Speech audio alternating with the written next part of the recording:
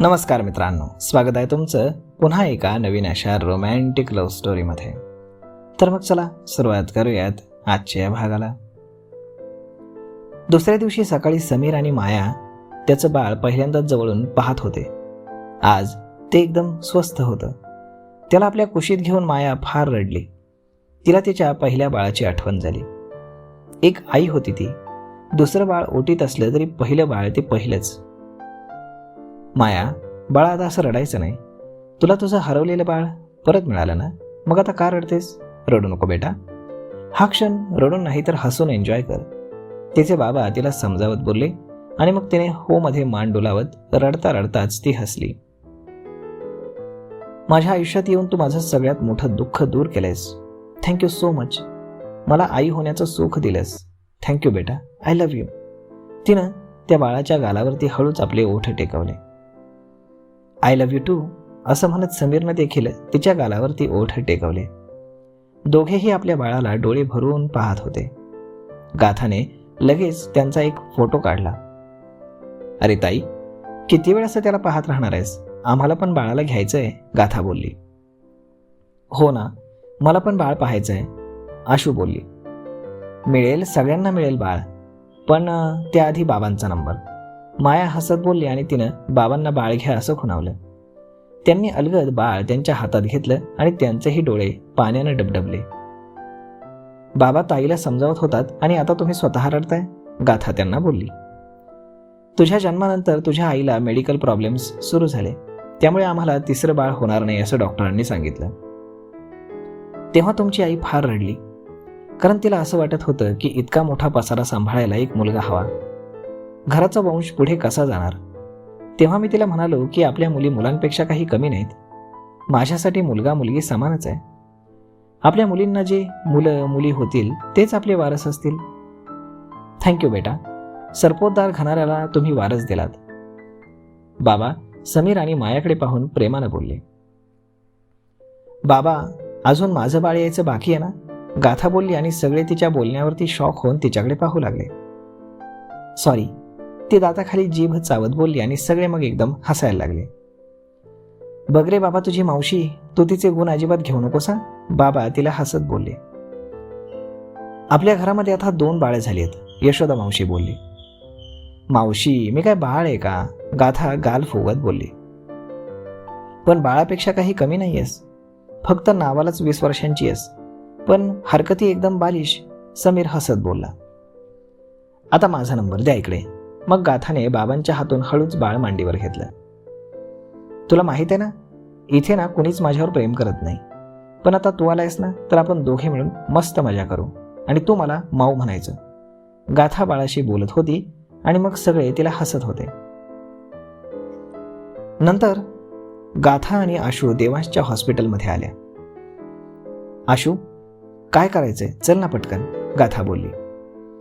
अगं थांब ना, माझी गाडी नीट पार्क तरी करू दे, इथे बघ जागा पण नाहीये, आशू इकडे तिकडे पाहत बोलली. अगं इथे लाव ना, एवढी जागा आहे इथे, गाथा बोलली. अगं ही कोणासाठी तरी राखीव ठेवलेली पार्किंग आहे, ओरडेल ना, आशू बोलली. कोण ओरडणार?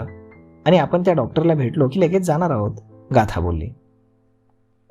ठीक आहे. आशूनं त्या मोकळ्या जागेत स्कूटी पार्क केली आणि मग दोघीही हॉस्पिटलमध्ये आल्या. दोघीही सगळीकडे कुतूहलानं पाहत होत्या. बापरे, किती मोठं हॉस्पिटल आहे, पाहूनच धडकी भरली, गाथा बोलली. अगं मल्टी स्पेशालिटी हॉस्पिटल आहे, इथे सगळे डॉक्टर आहेत, मोठंच असणार. पण त्या डॉक्टरला आता कुठे शोधायचं, आशू बोलली. रिसेप्शन, गाथा एका मुलीकडे पाहत बोलली. राईट, स्मार्ट आहेस ग. थँक्यू, चल आता पटकन. मग गाथाने आशूला ओढतच रिसेप्शनच्या जवळ नेलं. एक्सक्यूज मी, गाथानं विचारलं. येस मॅडम, रिसेप्शनिस्ट बोलली. आम्हाला डॉक्टर देवला भेटायचंय. त्या मुली गोंधळून त्यांच्याकडे पाहू लागल्या. सॉरी, डॉक्टर देवांश देसाई, गाथा दाताखाली जीभ चावत बोलली. तुमचं नाव सांगा. गाथा. पूर्ण नाव मॅडम? गाथा सरपोतदार. नाव ऐकून ती मुलगी समोर असलेल्या कम्प्युटरमध्ये काहीतरी पाहू लागली.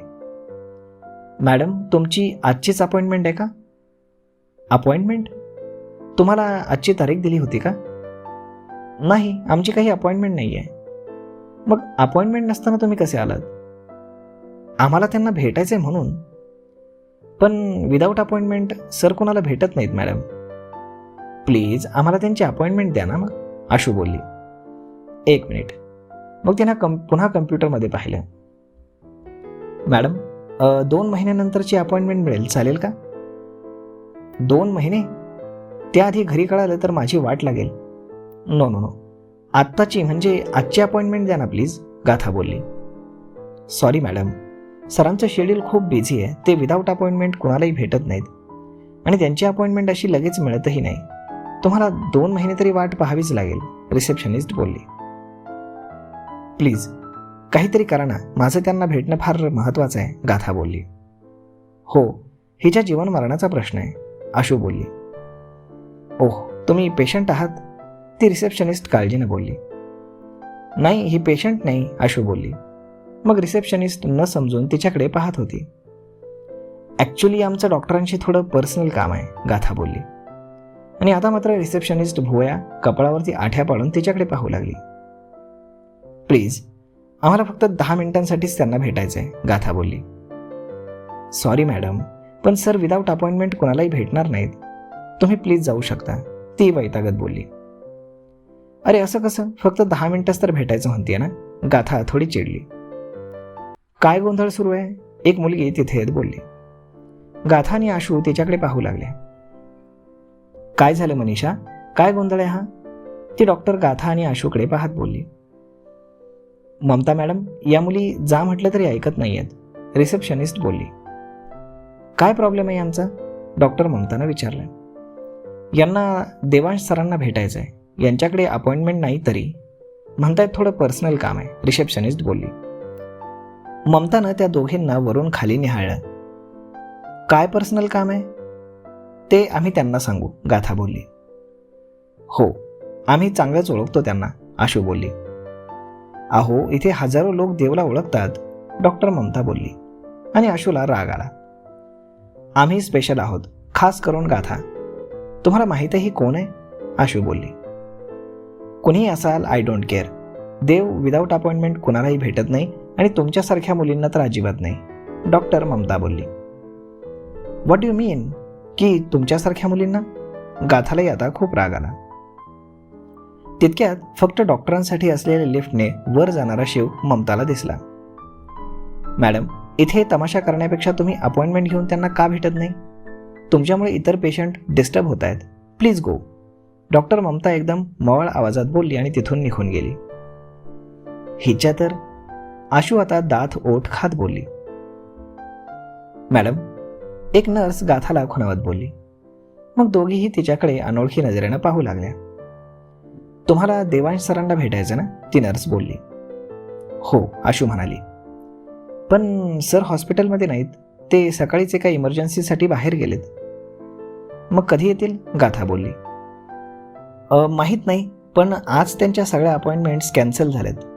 ते जर इतक्यात हॉस्पिटलमध्ये आले ना तर कदाचित तुमची भेट होईल, ती नर्स एवढंच बोलून निघून गेली. म्हटलं ना मी तुला, डॉक्टरला भेटणं इतकं सोपं नाही.